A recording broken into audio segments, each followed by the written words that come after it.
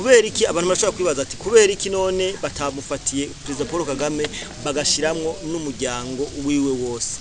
Murazi neza ko umuryango wa Perezida Paul Kagame harimwo bamwe bafata ingingo, hariho bamwe bari mu gisirikare, hariho bamwe ari abantu bakomeye mu mwanya wa RDF Inkotanyi giritse.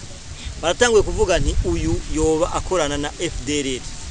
Musanzwe muzi ko Olivier Nduhungirehe ari mu bwoko bw'abahutu. Mesherizami ubwoko bw'abahutu. Ubwoko bw'abahutu ni ubwoko Perezida Paul Kagame atigera ikibanza kinini. Arashaka kugushira hajya ariko aragukoresha nk'ikoresho ciwe.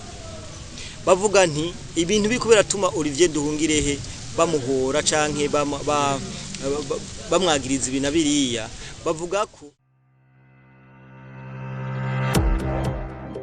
turavuga cyane mwebwe mwese mudukurikirana abari mu Burundi hanze y'u Burundi turabahaye mwaramutse namwiriwe biravana umwe wese naho aherereye. So my name is John Mabu, utarakora sabone cyangwa subscribe no bikore kugira ngo ibintu bibandanye bigenda neza cyane. Today is another day, another blessing, another beautiful day.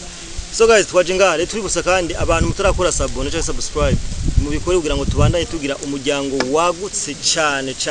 Kunga tunabashimira ku kuntu muri ko muragerageza kudusapotinga, ku kuntu muri ko muragerageza kutwereka ko mubana na twebwe uko bukeye nuko bwije. Uno munsi nje imbere yanyu imbere ya kamera kugira ngo ndababwire amakuru yo mu karere. Murazi neza ko hanini cyane twifocusinga cyane mu karere twabwira ibintu uko biba bigezweho. So uno munsi naje ngakugira ngo tuyage kubiriko biravugwa mu gihugu cy'u Rwanda neza na neza aho ibintu byamaze kuba nabi. Uno munsi mfise point zibiri tuza kuganira ko ni point yerekeye umuryango wa Perezida Paul Kagame, aho umuryango wa Perezida Paul Kagame bawatse amaviza. Ubu unya nta muntu numwe yemerewe kuja mu bihugu by'i Burayi, mu bihugu vya Amerika, mu muryango wa Paul Kagame. Ibi bibaye inyuma yaho bafatiye ibihano kandi indongozi zimwe mu ndongozi za gisirikare zikomeye cyane bazagiriza guturumbanya canke kuzana akajagari mu burasirazuba bwa Kongo. Indi point ya kabiri tuzo kuganira ko ni point yerekeye Olivier Nduhungireho ibintu byamukomeranye. Twarabivuze kuva kera turabisigura turavuga nti burya uyu mugabo yoba ari umuopoza wa mbere w'igihugu cy'u Rwanda. Abantu baragengaho barutera amabuye baraduhaririza ariko biriko biraja ku mugaragaro. Ido nido ni mu kiganiro nyezina. Ariko mbere ko twinjira mu kiganiro nyezina reka turutse ko muri Buja Faster ni uruganda rubafasha kudandaza no kugurisha canke ukadandaza. Ibi rero bikorwa gute? Ukeneye application ya Buja Faster uragenda muri Google ukandika www.bujafaster.com ukibona amaproduct uko badandaza. Ukeneye uri mudandaza ufise le produits zawe ukeneye kudandaza karibu muri Buja Faster bakorera muri Galerie de Boulevard muri A34. Karibu cyane reka twinjire mu kiganiro nyezina. Musanzwe mubizi ko mu gihugu cy'u Rwanda hamaze kuba panique ikomeye cyane, panique iriko iratuma igihugu cy'u Rwanda kigirane kija mu kajagari. Twarababwiye nti ino ntambara izosiga habi u Rwanda. Maraduteye amabuye twaravuze nti ino ntambara igiye gukomerana Perezida Paul Kagame hamwe n'abamuyoboka bose hamwe na Inkotanyi muri rusange. So ikintu rero tuje ngakubabwira ni ukwaka amaviza canke umuryango wa Perezida Paul Kagame ntiwemerewe cyane rekuriwe kugenda Amerika. Ibi bibaye inyuma yaho babafatiye ibihano. Ati ibintu bimeze gute? Murazi neza na neza ko intambara yo mu gihugu ca Kongo yatumye benshi mu banyarwanda bisanga mu kaga. Yatumye benshi mu banyarwanda babura ayo bacira nayo bamira bivanye nuko uko intambara yatanguye siko byahavuye bigenda, siko byahavuye bimera. Benshi bari bazi nti ino ntambara izokomera. Kuruhande rw'u Rwanda babize neza ko ino ntambara izokomera, ino ntambara ari nko kuzimya buji, ariko ibintu byagiye gukomera. Ibintu byatanguye rero, ibintu byatanguye igihe Amerika ibafatiye ibihano. Yabafatiye ibihano kubera kutubahiriza amasezerano yi Washington. Murazi neza ko igihugu cy'u Rwanda kitigeze cubahiriza amasezerano yabereye i Washington. Amasezerano yahuje President Tshisekedi na President Kagame bahagarariwe n'ibihugu bitandukanye, ndavuga Burundi, Angola n'abandi batandukanye. Ariko ibintu byagiye gukomera igihe Kagame atahanuwe aguma arungika igisirikare ciwe mu gihugu ca Kongo. Ivyo navyo byaje kwiyongera kwiyicwa rya Karine Bwise umufaransa aherutse kwicwa na M23 aho bagerageje kubiharira, ariko amatohoza akerekana ko neza na neza ari abasirikare b'u Rwanda bifashishije amadrone bari kumwe na M23 ari bo bagandaguye Karine Bwise. Ibi byatumye Amerika nabo bafadikanya babafatira ibihano, baravuga nti nta kuntu na kumwe ibihugu dusanzwe dukorana nta numwe yemerewe kudandaza intwaro za gisirikare ku gihugu cy'u Rwanda. Barafata ibihano mu bya gisirikare, barafata ibihano mu by'ubutunzi. Ibyo byose twagiye tugira nte tubibashikiriza. President Tshisekedi yaraye agiranye amasezerano n'igihugu cya Amerika mu bya gisirikare. Uyu mwanya President Tshisekedi afise kuvuga ibyo byose yiyumviriye kubera ko urugamba yamaze kururangiza. Ibihano rero byaraje ubunya mu muryango wa President Paul Kagame nta numwe yemerewe kuronka visa. Bantu b'Imana mushobora kuvuga ati visa nibisanzwe, ariko ni ryambere numvise mwaka karere kacu aho umupresident n'umuryango we bose ivyo bari korakora bigirante bibagira ko ingaruka. Kubera iki abantu bashobora kwibaza ati kubera iki none batamufatiye President Paul Kagame bagashiramwo n'umuryango wiwe wose? Murazi neza ko umuryango wa President Paul Kagame harimwo bamwe bafata ingingo, hariho bamwe bari mu gisirikare, hariho bamwe ari abantu bakomeye mu mwanya wa RDF Inkotanyi. Ibi byose ni ibintu byerekana neza ko President Paul Kagame imipango yose yapanze itakunze bivanye n'ukuntu diplomasi yiwe yagiye hasi. Uyu mwanya ibihano bije kwiyongera ku byari bihari. Aha rero ndaza kuvuga ipointe neza na neza igumba inyinzize muri iki kiganiro kugira ngo mutahure ibintu byose. Olivier Nduhungire ibintu bitanguye kumukomerana. Uyu ni Ministre des Affaires étrangères. Twarabivuze mu biganiro biherutse. Ni gute Ministre des Affaires étrangères aba porte-parole du gouvernement rwandais? Ni gute ibibazo byega u Rwanda biza kuvugwa na Ministre des Affaires étrangères? Ibi bintu nta na hamwe byigeze bikaboneka.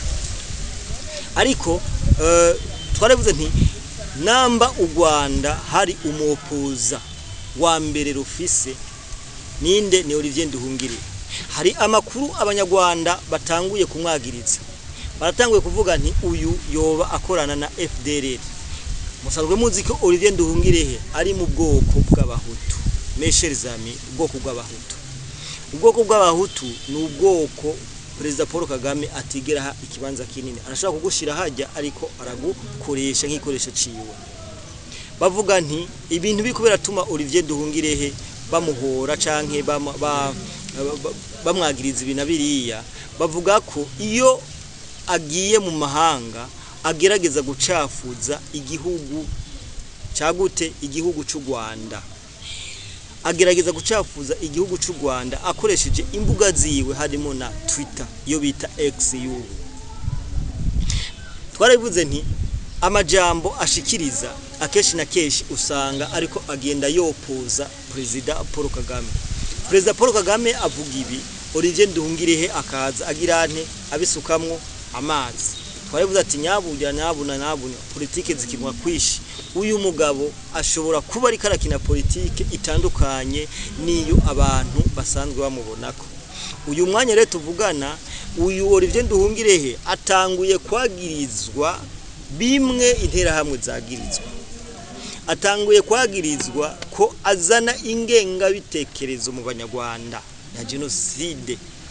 Uyu Olivier Nduhungire twarabivuze kuva kera turasemerera, ariko ndashima ko ivyo dushikiriza ngaha hari abanyarwanda benshi babibona, tukavuga ati uyu muntu tumukorereko. Biranadushimisha ko dukora ibintu bikagera no mu Rwanda. Twarabivuze kuva kera ati uyu mugabo nta keza kiwe. Uyu mugabo Olivier Nduhungire n'umuntu akorera FDLR yinyegeje mwaruteye amaboko. Ubu rero abanyarwanda batanguye kubibona.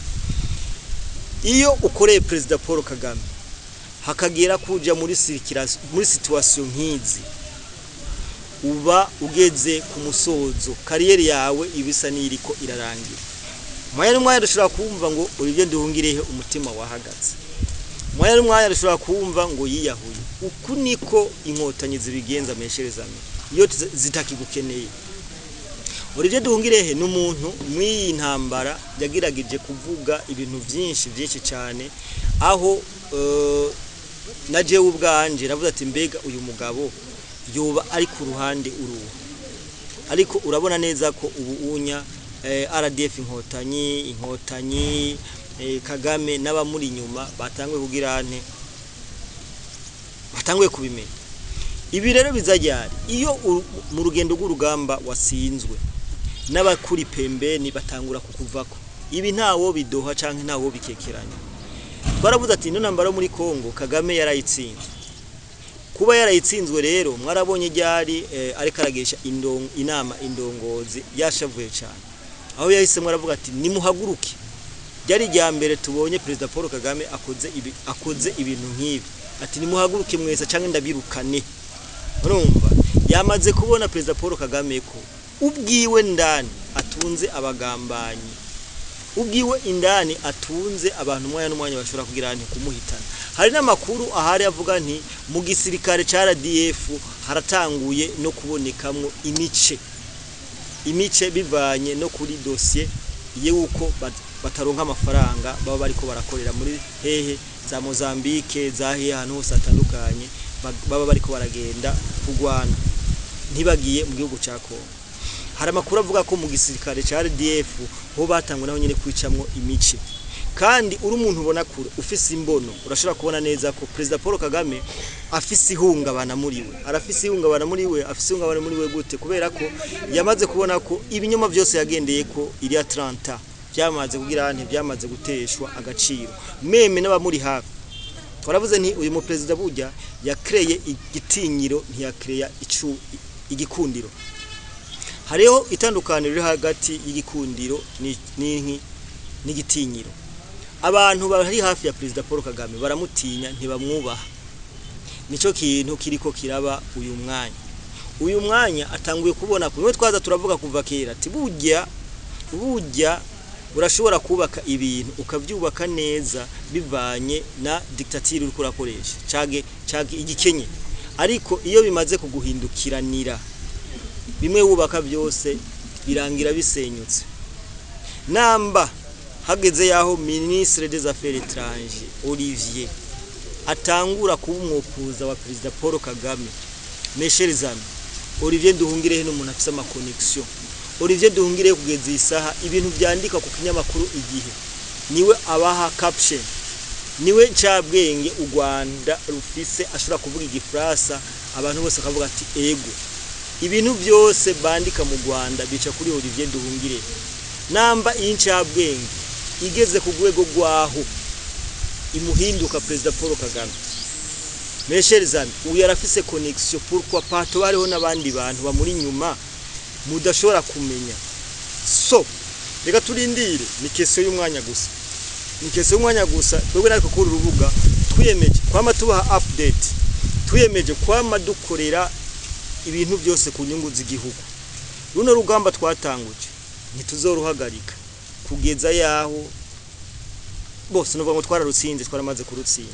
Tuzokwama dukora ibintu byose biha agaciro igihugu cyacu cy'u Burundi, ibintu byose bitaza kuvogera igihugu cyacu cy'u Burundi. Tuzokwama turiko turagirane turabigwanya. So turabakunda cyane, utaragira sabone cyangwa subscribe no bikore kugira ngo ibintu bibandanye bigenda neza cyane. Mwari kumwe na John Mabu.